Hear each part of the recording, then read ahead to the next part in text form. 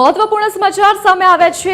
ઈંધણની અછત પર મુખ્યમંત્રી ભૂપેન્દ્ર પટેલે નિવેદન આપ્યું છે। તેમણે મહત્વનું નિવેદન આપ્યું, વૈશ્વિક પરિસ્થિતિના કારણે જે સ્થિતિ ઊભી થઈ છે તે અફવા છે। ઈંધણની તંગીની અફવાઓથી ગેરમાર્ગે દોરાવું નહીં। ગેસ કે પેટ્રોલ માટે ક્યાંય લાઇનમાં ઊભા રહેવાની જરૂર નથી। કેન્દ્ર રાજ્ય સરકાર પરિસ્થિતિ પર પૂરતું ધ્યાન આપી રહી છે। બધાને બધું મળી રહ્યું છે અને મળતા પ્રમાણમાં મળી રહેશે। ઈંધણની અફવાઓથી દૂર રહેવા મુખ્યમંત્રી દ્વારા અપીલ કરવામાં આવી છે।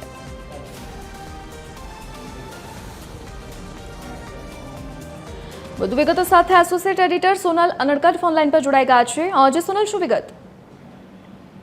જી, અત્યારે ઈરાન અને ઇઝરાયલ અમેરિકાનું જે યુદ્ધ ચાલી રહ્યું છે તેના પગલે પેટ્રોલ અને ગેસ સંદર્ભમાં જે વૈશ્વિક પરિસ્થિતિ ઊભી થઈ રહી છે તેના પગલે છેલ્લા 2 દિવસથી જોઈએ તો ગુજરાતમાં જે અફવાઓનું બજાર ગરમ થયું છે ને તેના પગલે પેટ્રોલ પંપની બહાર જે લાંબી કતારો લાગી રહી છે તે સંદર્ભમાં આજે મુખ્યમંત્રી ભૂપેન્દ્ર પટેલે એક સૌથી મહત્વનું નિવેદન કર્યું છે।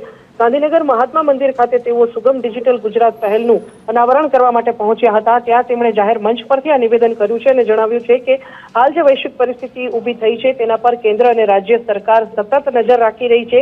માટે વૈશ્વિક પરિસ્થિતિના સંજોગોમાં જે કોઈ પણ અફવાઓ સાંભળે તો તે અફવાઓથી બિલકુલ પણ દોરવાવું નહીં, આવી અપીલ ખાસ મુખ્યમંત્રીએ કરી છે અને સાથે સાથે જ કહ્યું છે કે ગેસ કે પેટ્રોલ માટે ક્યાંય પણ લાઇનમાં ઊભા રહેવાની જરૂર નથી। કેન્દ્ર અને રાજ્ય સરકાર સૌને બધું જ મળી રહે તે માટે પ્રયત્નશીલ છે। અત્યારે પણ પૂરતો સ્ટોક છે, બધું જ મળી રહ્યું છે તમામ લોકોને અને આગામી દિવસોમાં પણ જે પેટ્રોલ અને ગેસ છે તે પૂરતા પ્રમાણમાં લોકોને મળી રહેશે તેવું આયોજન સરકાર કરી રહી છે। આ પ્રકારનું નિવેદન મુખ્યમંત્રી તરફથી કરવામાં આવ્યું છે કે સમજી શકાય કે રાજ્યમાં જે હાલ પરિસ્થિતિ છે, જે પેનિક ખાસ તો ફેલાયું છે અફવાઓના કારણે, તે પેનિકમાંથી બહાર આવવા મુખ્યમંત્રીએ પોતે આજે જાહેર મંચ પરથી લોકોને અપીલ કરી છે। જી સોનલ, વિગત બદલ આપનો આભાર।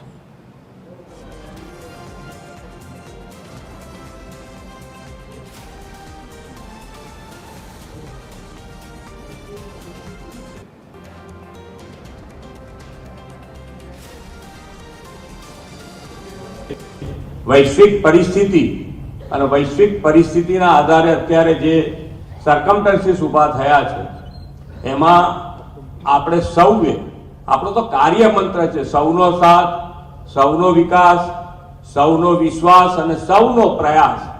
એટલે આ વૈશ્વિક પરિસ્થિતિમાં આપણે બધા સાથે રહેવું છે। કોઈ પણ જાતની અફવામાં દોરાઈ અને ગેસ, પેટ્રોલ કોઈની પણ ક્યાંય લાઇનમાં રહેવાની જરૂર નથી। તમારે બધાએ એક જ વસ્તુ છે કે જ્યારે બધા સાથે છીએ તો કોઈને તકલીફ પડે નહીં એવું માન્ય વડાપ્રધાન શ્રી પણ કેન્દ્રમાંથી પૂરતું ધ્યાન આપી રહ્યા છે। અહીંયાથી રાજ્ય સરકાર પણ એની પર પૂરતું ધ્યાન આપી રહ્યા છે। એટલે કોઈ અત્યારે કોઈ ડીઝલ, પેટ્રોલ કે ગેસની કોઈની શોર્ટેજ નથી। બધાને પૂરતું મળી રહ્યું છે, મળી રહ્યું પણ છે અને મળી રહેવાનું પણ છે।